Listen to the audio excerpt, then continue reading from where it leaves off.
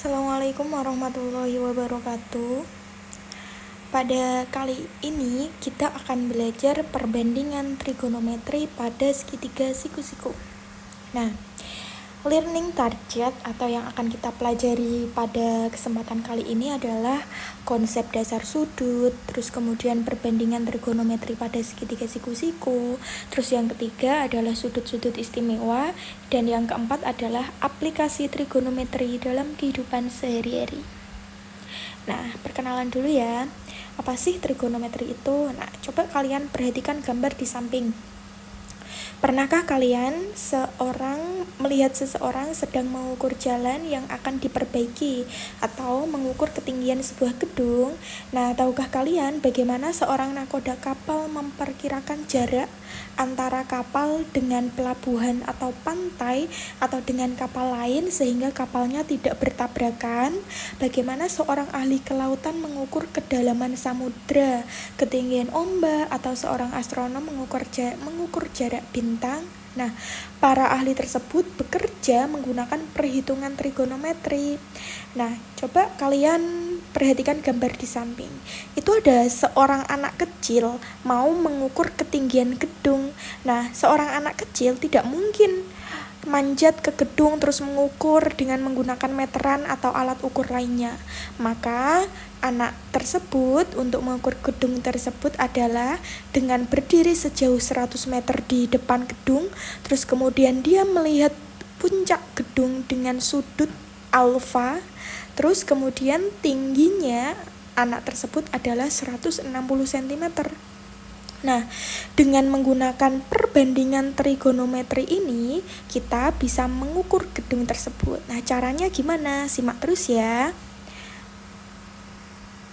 Oke, sebelum kita masuk ke aplikasinya, kita harus mengetahui dulu konsep dasar sudut.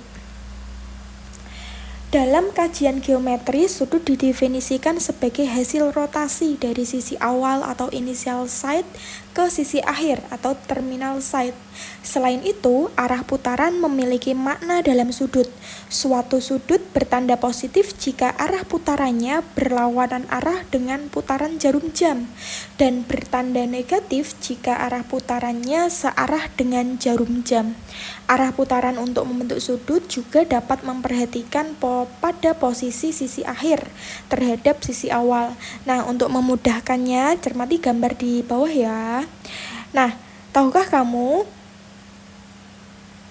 gambar tokoh di bawah itu adalah tokoh dari trigonometri atau yang kita kenal dengan Al-Battani. Kita lanjut ke konsep dasar sudut. Sesuatu yang bisa diukur itu memiliki suatu ukuran untuk mengukurnya. Begitu pula dengan sudut. Satuan sudut yang paling sering kita temui dan pasti tidak asing ya di telinga kalian adalah derajat, dilambangkan dengan angka 0 di atas kecil sekali. Maaf, itu tidak terlihat ya, nanti kita bisa perjelas lagi. Namun ada satuan lain yang dapat digunakan untuk mengukur satuan sudut, yaitu satuan radian, dilambangkan dengan rad, RAD atau dibaca dengan rad. Kalian pasti masih ingat pelajaran waktu SMP bahwa besar sudut dalam satu putaran penuh adalah 360 derajat.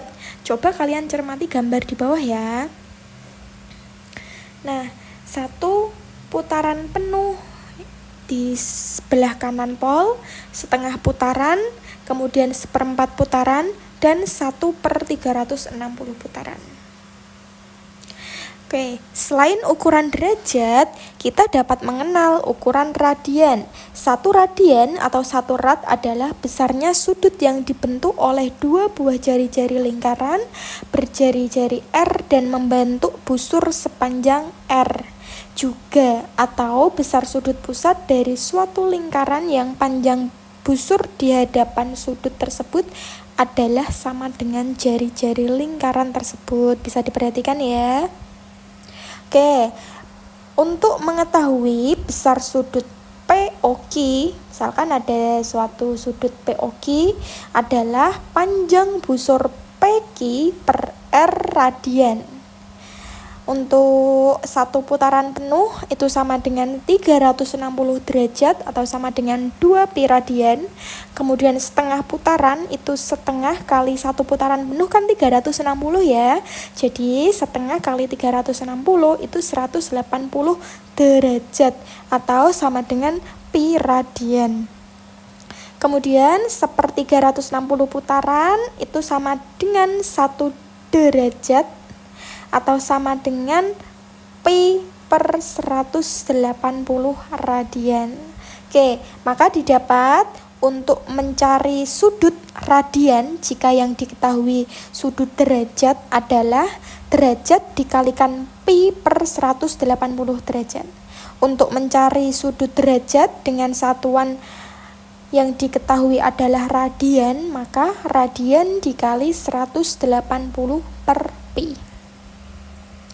Kemudian di sini ada contoh soal. Ubahlah sudut berikut dari satuan derajat ke satuan radian. Yang pertama ada 30 derajat, maka 30 derajat dikalikan dengan pi per 180 derajat radian. Jadi 30 per 180 pi radian disederhanakan. Jadi ketemunya adalah pi per 6 radian. Begitu pula yang 45 derajat sama dengan 45 derajat dikalikan pi per 180 derajat radian. Kemudian kita kalikan dan sederhanakan, ketemunya adalah pi per 4 radian. Yang 120 derajat kali pi per 180 radian sama dengan 2 pi per 3 radian. Kemudian yang 225 derajat sama dengan 225 derajat kali pi per 180 radian sama dengan 5 pi per 4 radian. Oke, sekarang kebalikannya, ubahlah sudut berikut dari satuan radian ke satuan derajat.